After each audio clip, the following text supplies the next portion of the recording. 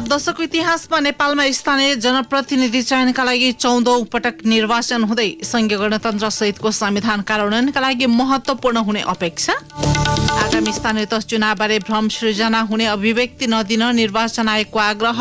39 जिल्लाका लागि 70 लाख भन्दा बढी मतपत्र छपाई सम्पन्न।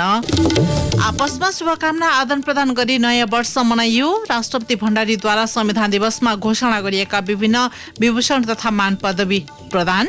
चीनको व्यापारिक शहर सांघाईमा एकै दिन 27,000 भन्दा बढीमा कोरोना भाइरस संक्रमण पुष्टि। शून्य कोभिडको रणनीति अपनाइए पनि चुनौती थपिँदै। र काठमाडौँमा आयोजित दोस्रो प्रधानमन्त्री कप खुला र्याङ्किङ ब्याडमिन्टनमा एकलतर्फको प्रिन्स दाहाल र रसिला महर्जनलाई। नमस्कार, कान्तिपुर डायरीका साथमा साथी केसु र म पार्वता। श्रोता, आजबाट हामीले स्थानीय तह निर्वाचनको सन्दर्भमा विशेष सामग्री प्रस्तुत गर्दैछौं। निर्वाचनको माहौल, दलहरूबीचको प्रतिस्पर्धा, विगत 5 वर्षमा स्थानीय तहमा भएका उपलब्धि, आम जनताको अपेक्षा लगायत विशेष समेटेका स्थलगत सामग्री प्रस्तुत गरिनेछ। सुरुमा कान्तिपुर सविस्तार। कान्तिपुर सविस्तार। संघीय लोकतान्त्रिक गणतन्त्र सहितको संविधान कार्यान्वयनका क्रममा यही वैशाख 30 गते दोस्रो पटक स्थानीय तहको निर्वाचन हुँदैछ। संविधान कार्यान्वयनका दृष्टिले यो निर्वाचन महत्त्वपूर्ण हुने अपेक्षा गरिएको छ। राणा शासनका बेला स्थानीय जनप्रतिनिधि छनौटका लागि विक्रम सम्वत 2004 सालमा भएको पहिलो स्थानीय निर्वाचनपछि अब हुन लागेको स्थानीय चुनाव 14औं पटकको हो। प्रस्तुत छ स्थानीय निर्वाचनको इतिहासका मुख्य विवरण सहितको यो सामग्री। स्थानीय तहको पहिलो निर्वाचन। नेपाली जनताले स्थानीय तहमा आफ्नो प्रतिनिधि छान्ने अधिकार राणा शासनदेखि नै पाएका थिए। 2004 साल जेठ 29 गते काठमाडौँका शहरी क्षेत्रका जनताले आफ्नो प्रतिनिधि आफै छान्नका लागि मताधिकारको प्रयोग गरेका थिए। प्रधानमन्त्री पद्म शमशेरले सफाई अड्डालाई काठमाडौँ म्युनिसिपालिटीमा खडा गरेर निर्वाचनको घोषणा गरेका थिए। त्यो बेला चुनावको एक दिन अघि नै मतदाताको घरमा मतपत्र पुर्याइएको थियो। निर्वाचनमा 21 वर्ष नागिसकेका पुरुषले मात्र मतदान गर्न पाउने व्यवस्था थियो। 25 वर्ष पूरा भएका पुरुष मात्र निर्वाचनमा उम्मेद्वार बन्न पाउँथे। सरकारी जागिरमा रहेकाहरू समेत उम्मेद्वार बन्न पाउने व्यवस्था थियो। तर उम्मेद्वार बन्न चाहनेले त्यति बेला तिरोको रूपमा बुझिने कर तिरेको हुनु पर्थ्यो। महिलाको मताधिकार र उम्मेद्वारी भने प्रधानमन्त्री पद्म शमशेरले व्यवस्था गरेका थिए। काठमाडौँ म्युनिसिपालिटीको चुनावमा 65% सम्म भोट खसेको थियो। सो चुनावबाट भुवनलाल प्रधान पहिलो निर्विरोध जनप्रतिनिधि बनेका थिए। काठमाडौँ लगतै भक्तपुर र ललितपुर नगरपालिकाको निर्वाचन पनि 2004 सालमै भएको हो। दोस्रो निर्वाचन। महिलाहरूले समेत मताधिकार प्रयोग गर्न पाउने गरी 2010 साल भदौ 17 गते काठमाडौँ नगरपालिकाको चुनाव सम्पन्न भयो। त्यस बखत काठमाडौँ नगरपालिकाको वडा 8 बाट पहिलो महिला जनप्रतिनिधिको रूपमा साधना देवी निर्वाचित भइन्। तेस्रो निर्वाचन। काठमाडौँ नगरपालिकाको निर्वाचन 2014 माघ 7 गते भयो। सोही वर्ष ललितपुर, वीरगञ्ज, भद्रपुर, तानसेन, विराटनगर र भक्तपुर नगरपालिकाको चुनाव भयो। निर्वाचनमा 50.18% मत खसेको थियो। चौथो निर्वाचन। संसदबाट निर्वाचित सरकारलाई 2017 साल पुस 1 गते अपदस्थ गरी शासन सत्ता आफ्नो हातमा लिएका तत्कालीन राजा ज्ञानेन्द्रले 2018 साल फागुन 11 गते गाउँ पञ्चायतहरूको चुनाव गराएका थिए। त्यही बेलादेखि उम्मेद्वारको उमेर हद 21 वर्ष पूरा हुनुपर्ने तोकियो। आफूले मन पराएका उम्मेद्वारलाई हात उठाएर समेत भोट दिन पाउने व्यवस्था सो निर्वाचनमा गरिएको थियो। पाँचौं निर्वाचन। काठमाडौँ, भक्तपुर, ललितपुर लगायत 14वटा नगरपालिकामा पञ्चायतको चुनाव 2019 सालमा भएको थियो। लेखपढ गर्न नजानेको व्यक्तिलाई उम्मेद्वार बन्न रोक लगाइएको थियो। त्यस अघिका चुनावमा जिल्ला पञ्चायतहरूको रेखदेख रहने गरेकोमा पहिलो पटक निर्वाचन आयोग गठन गरी चुनाव गराइएको थियो। छैठौं निर्वाचन। उम्मेद्वारले रोजेको चुनावी रङमा मतदान गर्ने गरी 2020 सालमा गाउँ पञ्चायतको निर्वाचन भएको थियो। सो चुनावमा मतदातालाई गोप्य कोठामा लगेर उम्मेद्वारले रोजेको रङको मतपेटिकामा भोट हाल्न लगाइन्थ्यो। जुन रङको मतपेटिकामा धेरै भोट पर्छ सोही रङ दाबी गर्ने उम्मेद्वारलाई विजयी घोषणा गरिन्थ्यो। सातौं निर्वाचन। 2032 देखि 35 सालसम्म स्थानीय तह निर्वाचन गर्ने पद्धतिमा व्यापक फेरबदल गरी 2032 देखि 35 सालसम्म अप्रत्यक्ष निर्वाचन पद्धति अपनाई जनप्रतिनिधिहरू छनौट गरिएको थियो। गाउँ, नगर र जिल्लाको जुनसुकै तह र पदमा उम्मेद्वार हुनका लागि पनि गाउँ फर्क राष्ट्रिय अभियानबाट अनुमोदन हुनुपर्ने व्यवस्था अनिवार्य गरिएको थियो। गाउँ, नगर र जिल्ला पञ्चायतको पदावधि 4 वर्षको हुने व्यवस्था गरिएको थियो। आठौं निर्वाचन मुलुकभरका 4022 गाउँ र 29 नगर पञ्चायत सहित 2039 सालमा जिल्ला पञ्चायतको निर्वाचन भएको थियो। सो निर्वाचनमा मन्त्री परिषदका सदस्यलाई प्रचार प्रसारमा सरकारी गाडी प्रयोगमा रोक लगाइएको थियो। नवौं निर्वाचन 2043 सालमा गाउँ र नगरको निर्वाचनमा 1,91,062 जना जनप्रतिनिधि छान्ने गरी चैत 7 र 10 गते निर्वाचन सम्पन्न भएको थियो। दशौं निर्वाचन 2046 सालको आन्दोलनपछि गठन गरिएको 3,915 गाउँ विकास समिति र 32 वटा नगरपालिकाको प्रतिनिधिका लागि 2049 सालमा चुनाव गरिएको थियो। सो चुनावमा 1,20,00,000 मतदाता थिए। 11औं निर्वाचन 3,913 गाविस र 58 नगरपालिकाको प्रतिनिधिका लागि 2054 सालमा निर्वाचन भएको थियो। सो निर्वाचनमा मतदाताको संख्या 1,25,38,273 थियो। 12औं निर्वाचन तत्कालीन राजा ज्ञानेन्द्र शाहले शासन हातमा लिएपछि 2062 सालमा स्थानीय निकायको निर्वाचन गराएका थिए। प्रमुख दलले बहिष्कार गरेको निर्वाचनमा 22 दल सहभागी थिए, तर सो निर्वाचनले राजनीतिक वैधता पाउन सकेन। 13औं निर्वाचन नयाँ संविधान जारी भएपछि पहिलो पटक संघीय संरचना अनुसार 2074 सालमा स्थानीय तहको निर्वाचन सम्पन्न भएको थियो। 3 चरणमा भएको निर्वाचनमा वैशाख 31, असार 14 र असोज 2 गते निर्वाचन भएको हो। निर्वाचनमा 57 राजनीतिक दलले भाग लिएकामा 18 दलको प्रतिनिधित्व रहेको छ। सो निर्वाचनबाट 233 स्वतन्त्र सहित 35,041 जनप्रतिनिधि निर्वाचित भएका थिए। 1,40,74,424 मतदाता रहेकामा 74.53% भोट खसेको थियो। 74 सालको निर्वाचन पश्चात 6 वटा महानगरपालिका, 11 वटा उपमहानगरपालिका, 276 नगरपालिका, 460 गाउँपालिका कायम गरिएको छ। 14औं निर्वाचन 1,77,33,723 जना मतदाता सहित यही वैशाख 30 गते 14औं चरणको स्थानीय तहको चुनाव हुने क्रममा छ। सो निर्वाचनमा सहभागी हुने दलको संख्या 79 छ। निर्वाचनका लागि प्रमुख दलहरू तालमेल गर्दै जनताको घर दैलोमा भोट माग्न जाँदैछन्। रेडियो कान्तिपुरका लागि सहकर्मी इन्द्रलक्ष्मी घिमिरेको सहयोगमा रमेश दुलाल। कान्तिपुर सविस्तार।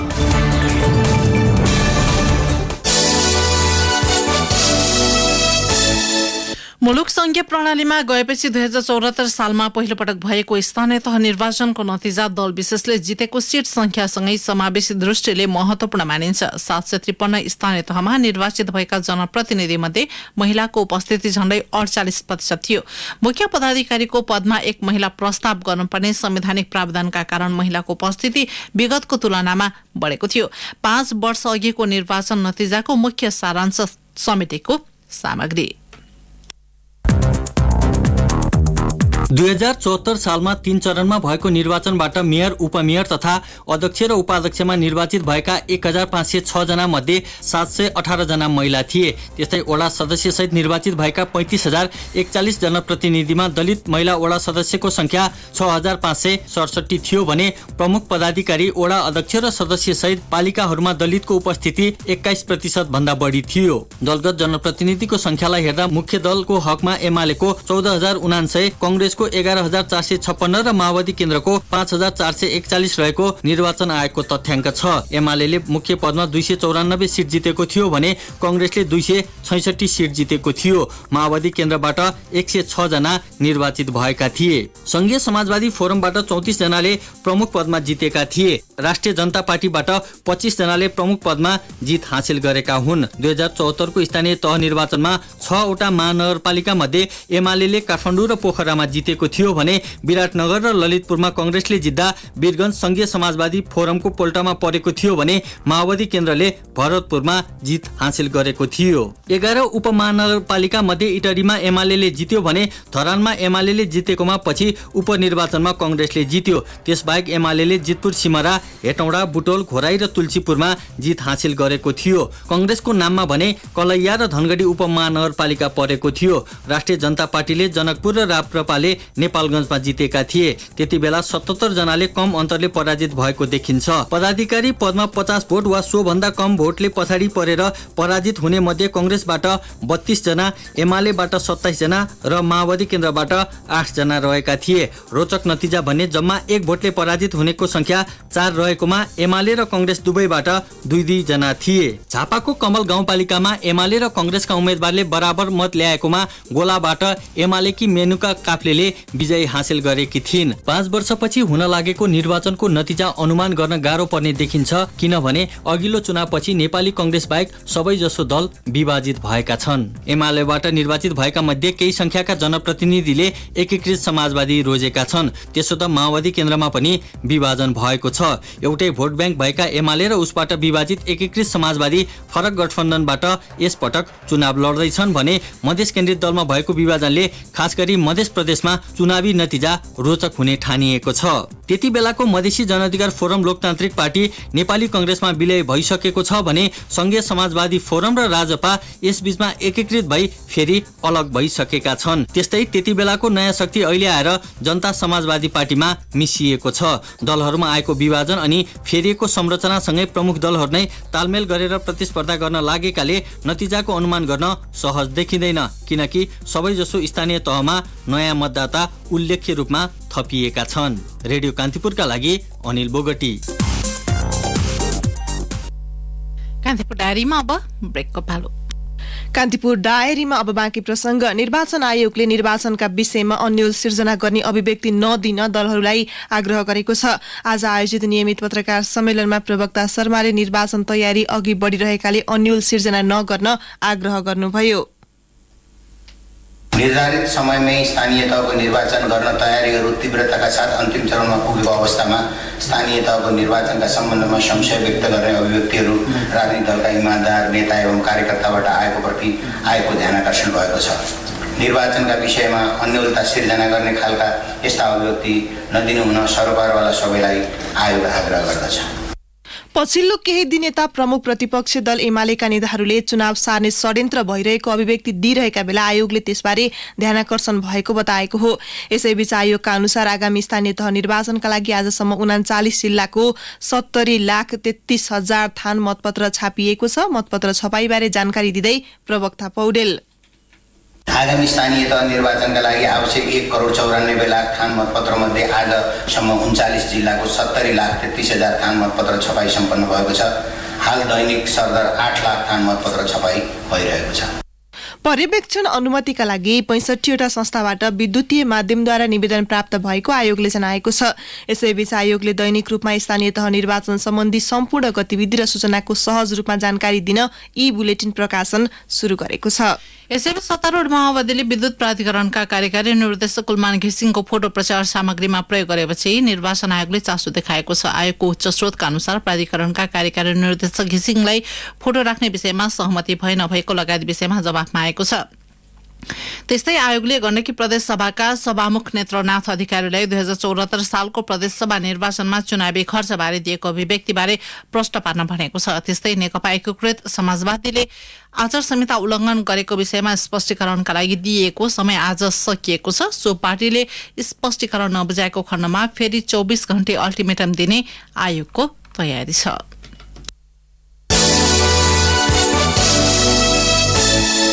विवेकशील साझा पार्टीले केन्द्रीय कार्य सम्पादन सदस्य एवं प्रवक्ता शरद राज पाठकको संयोजकत्वमा निर्वाचन परिचालन समिति गठन गरेको छ। सो समिति अन्तर्गत निर्वाचनका लागि विभिन्न उपसमिति समेत गठन गरिएको विवेकशील साझा पार्टीले जनाएको छ। विवेकशील साझाका अनुसार 7 प्रदेशमा प्रादेशिक निर्वाचन परिचालन समिति समेत गठन गरिने भएको छ। सो पार्टीले स्थानीय तह निर्वाचनका लागि 7वटै प्रदेशमा उम्मेदवारी दिने बताएको छ।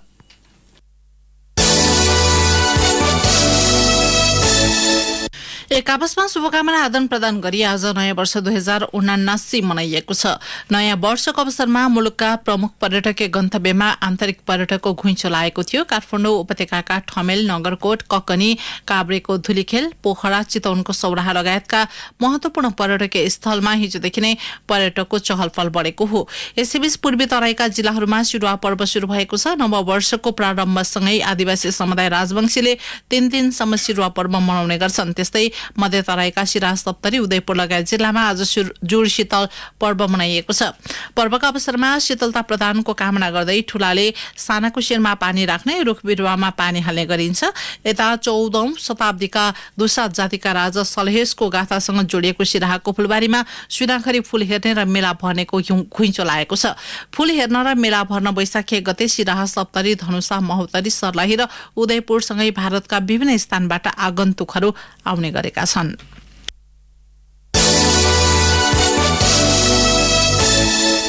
राष्ट्रपति विद्यादेवी भण्डारीले संविधान दिवस 2078 का अवसरमा घोषित विभिन्न विभूषण तथा मान पदवीबाट करिब 500 व्यक्तित्वहरूलाई मान पदवी तथा विभूषण प्रदान गर्नुभएको छ। गत असोज 3 गतेको संविधान दिवसका अवसरमा नेपाल सरकारको सिफारिसमा राष्ट्रपति भण्डारीबाट घोषित मध्ये नेपाल रत्न मान पदवीबाट पूर्व प्रधानमन्त्री स्वर्गीय कृष्ण प्रसाद भट्टराई, राष्ट्र गौरवबाट मन्त्री परिषदका पूर्व अध्यक्ष स्वर्गीय सुवर्ण शमशेर राणा र पूर्व प्रधानमन्त्री जननाथ खनाल, महाउज्जवल राष्ट्रदीपबाट राजनीतिज्ञहरू स्वर्गीय तुलसीलाल अमात्य, स्वर्गीय मंगला देवी सिंह, मोहन चन्द्र अधिकारी, प्रजातान्त्रिक योद्धा स्वर्गीय दुर्गानन्द झा, स्वर सम्राट स्वर्गीय नारायण गोपाललाई मान पदवी प्रदान गरिएको हो। यस्तै सुप्रसिद्ध प्रबल जनसेवाश्रीबाट राजनीतिज्ञहरू प्रदीप नेपाल, स्वर्गीय पुष्पबहादुर बोगटी, स्वर्गीय मार्शल जुलुम साक्य, उज्जवल कीर्तिमय राष्ट्रदीप विभूषण सर्वोच्च अदालतका न्यायाधीश विश्वम्बर प्रसाद श्रेष्ठलाई प्रदान गरिएको छ।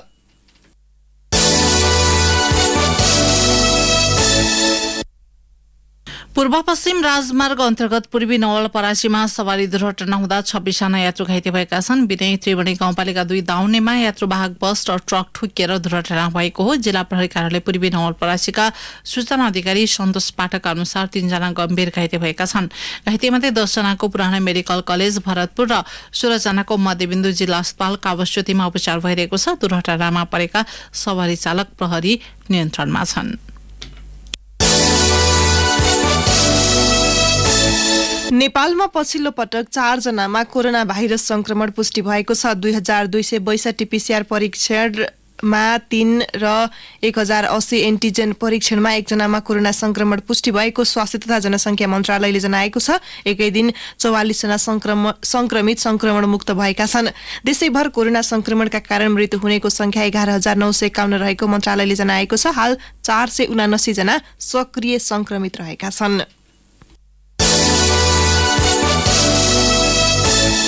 कान्तिपुर डायरीमा अब पाल्पा डायरीको पालो।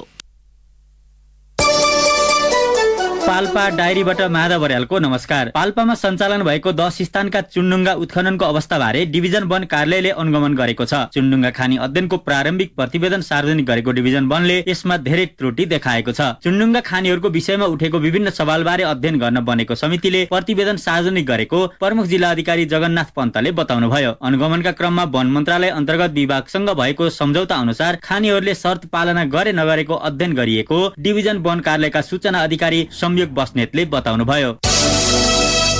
पाल्पाको रम्बा गाउँपालिकाको फक्सिङकोटका अधिकांश डाँडा बस्तीमा एक घर एक धारा कार्यक्रम लागू भएको छ। दैनिक 2 देखि 3 घण्टा पानीका लागि समय खर्चिनु पर्ने फक्सिङकोटका बासिन्दाले अहिले भने घर घरमै बालमैत्री सहितको धारा जडान गरेका छन्। अघिल्ला हिउँदमा पनि राति नै उठेर डोको बोकेर खोला र खोल्सीमा पानी खोज्दै भौतारिनु पर्ने बाध्यता थियो। तर अहिले भने घर घरमा धारा जडान भएको छ। अधिकांश डाँडा बस्तीमा लिफ्टिङ, खानेपानी तथा सरसफाई आयोजनाका लागि संघीय र प्रदेश सरकारको साझेदारी रहेको रम्बा गाउँपालिका अध्यक्ष विष्णु प्रसाद भण्डारीले जानकारी दिनुभयो। पूर्व खोला गाउँपालिका अन्तर्गत रिङ्नेरह स्वास्थ्य चौकीले गर्भवतीका लागि निशुल्क भिडियो एक्सरे र ल्याब सेवा सुरु गरेको छ। गाउँपालिका भित्रको अन्य वडामा रहेको स्वास्थ्य चौकीमा पनि महिनाको 1 दिन गर्भवतीका लागि निशुल्क स्वास्थ्य जाँच व्यवस्था मिलाउने गाउँपालिका अध्यक्ष नुनबहादुर थापाले जानकारी दिनुभयो। अन्य वडामा वैशाख महिनादेखि सो सेवा प्रदान गरिनेछ। गाउँपालिकाका स्वास्थ्य शाखा प्रमुख मोहन ढकालले गर्भवतीको भिडियो एक्सरे गर्न स्वास्थ्य कर्मीलाई 21 दिने तालिम दिएको बताउनुभयो। नेपाल पर्यटन बोर्ड र संयुक्त राष्ट्र संघीय विकास कार्यक्रम UNDP को सहकार्यमा सञ्चालित जीविकोपार्जन पुनरुत्थान लागि दिगो पर्यटन परियोजना अन्तर्गत पाल्पाको रामपुरमा रिभर गाइड प्राविधिक तालिम दिइएको छ। कालीगण्डकीमा र्याफ्टिङ सञ्चालन गरी पर्यटन प्रवर्धनको माध्यमबाट जीविकोपार्जनमा सहजता ल्याउनका लागि स्थानीय युवाहरूलाई तालिम सञ्चालन गरिएको रामपुर नगर प्रमुख रमण बहादुर थापाले जानकारी दिनुभयो। पाल्पा डायरी आजलाई यति नै। माधव बर्याल बिदा माग्छु। नमस्कार। ब्रेकपछि कान्तिपुर डायरीमा अब आर्थिक प्रसंग। वैदेशिक रोजगार विभागले भोलिदेखि संस्थागत श्रम स्वीकृति पूर्ण रूपमा अनलाइनबाट मात्रै जारी गर्ने भएको छ। विभागले सूचना जारी गर्दै सम्बन्धित इजाजत पत्रवाला संस्था, सेवाग्राही र सरोकारवाला सबैलाई संस्थागत श्रम स्वीकृति अनलाइन प्रणालीबाट मात्रै हुने जानकारी गराएको हो। श्रम स्वीकृति सम्बन्धी सम्पूर्ण कार्य अनलाइन प्रणालीमा लगिएसँगै विभागले संस्थागत श्रम स्वीकृति अनलाइनबाट मात्रै जारी गर्न लागेको हो। विभागले गत माघ 2 गतेदेखि नै श्रम स्वीकृति लगायत वैदेशिक रोजगारसँग सम्बन्धित सम्पूर्ण सेवा अनलाइनबाट उपलब्ध गराउँदै आएको छ। विभागका अनुसार फागुन महिनामा मात्र 48,743 पुरुष र 4,714 महिला गरी 53,457 जनाले विभागबाट श्रम स्वीकृति लिएका छन्। अनलाइनबाट श्रम स्वीकृति प्रदान गर्न थालिएसँगै वैदेशिक रोजगार कार्यालयमा हुने भिडभाड हट्नेछ।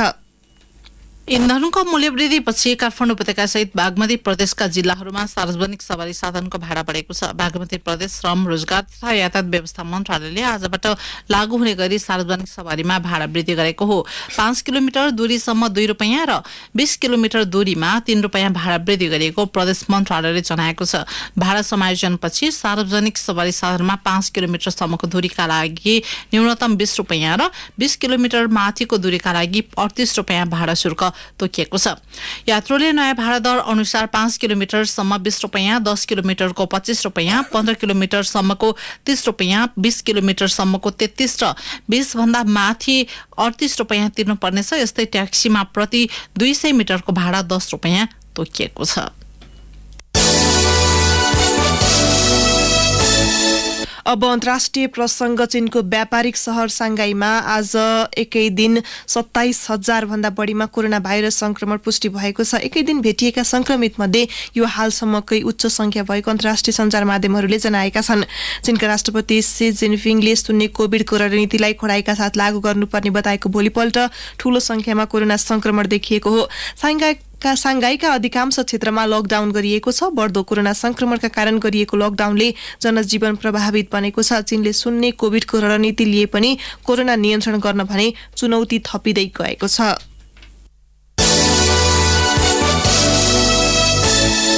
रुसले स्विडेन र फिनल्याण्ड अमेरिकी नेतृत्वको सैन्य गठबन्धन नेटोमा आबद्ध भएमा सुरक्षाका लागि आणविक हतियार तैनात गर्न बाध्य हुने चेतावनी दिएको छ। स्विडेन र फिनल्याण्ड केही साताभित्र नेटोमा जोडिने विषयमा चर्चा चलिरहेका बेला रुसको यस्तो चेतावनी आएको हो। रुसका पूर्व राष्ट्रपति एवं सुरक्षा परिषदका वर्तमान उपाध्यक्ष दिमित्री मेदवेदेवले स्विडेन र फिनल्याण्ड नेटोमा जोडिएमा रुसले सैन्य सन्तुलन कायम गर्नका लागि स्थल, जल र वायु सेनालाई शक्तिशाली बनाउने सो कदम आणविक हतियार बिना सम्भव नहुने बताउनु भएको हो।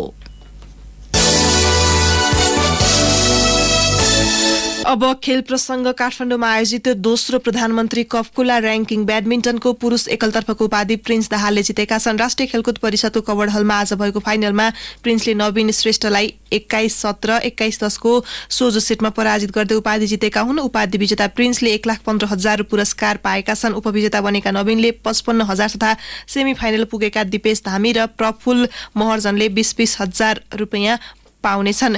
यस्तै महिला एकलतर्फको उपाधि त्रिभुवन आर्मीकी रसिला महर्जनले जितेकी छन्। उनले अनुमाया राईलाई 21-12 र 21-18 को सोझो सेटमा पराजित गरिन्।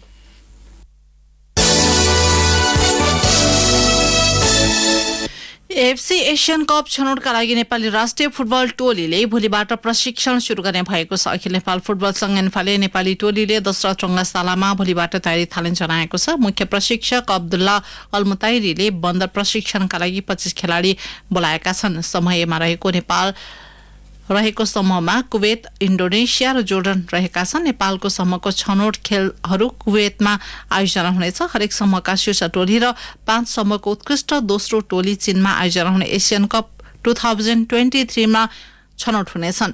छनौट खेल जुन 8 देखि 14 सम्म हुनेछ।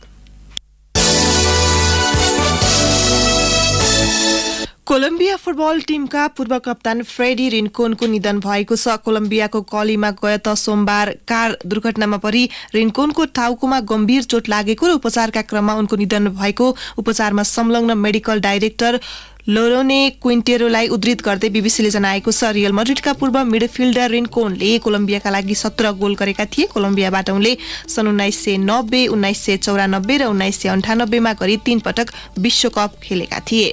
हवस् त यिनै प्रसङ्गसँगै कान्तिपुर डायरीको यो बुलेटिन यही सकिन्छ। 8 बजे सेक्युरिटी एन्ड क्राइम डायरी हुनेछ। केशु र म पार्वता आज्ञा माग्छौँ। नमस्कार।